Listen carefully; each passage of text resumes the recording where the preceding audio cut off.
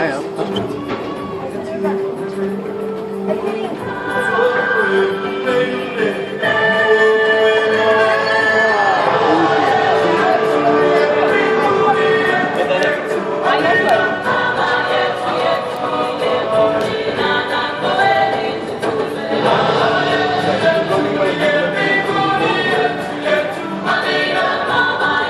Mein Gott.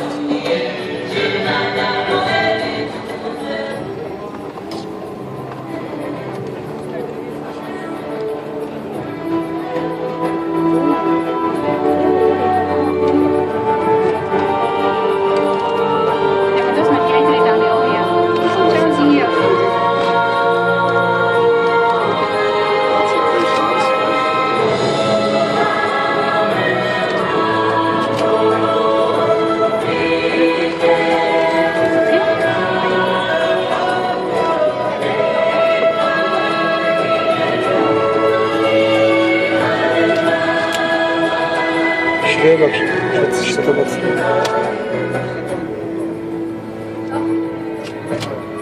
Wieder mal Waschkanne, schau mal da, das ist so.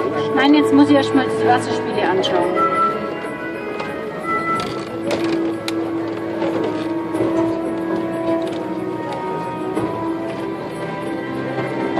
Wie das Wasser fällt, das ist wunderschön. Lass mein Papa her.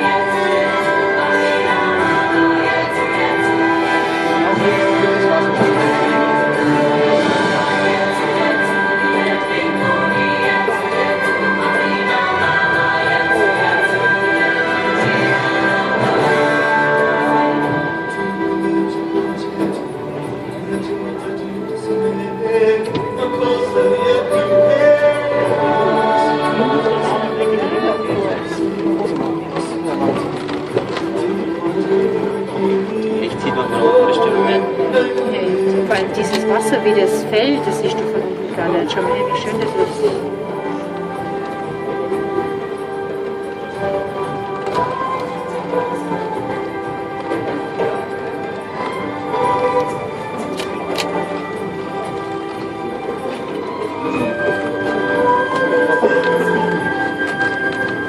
Özgür Aslı'yla fotoğraf çekmek istiyordum böyle. Ben de çekildiğimi çek dedim.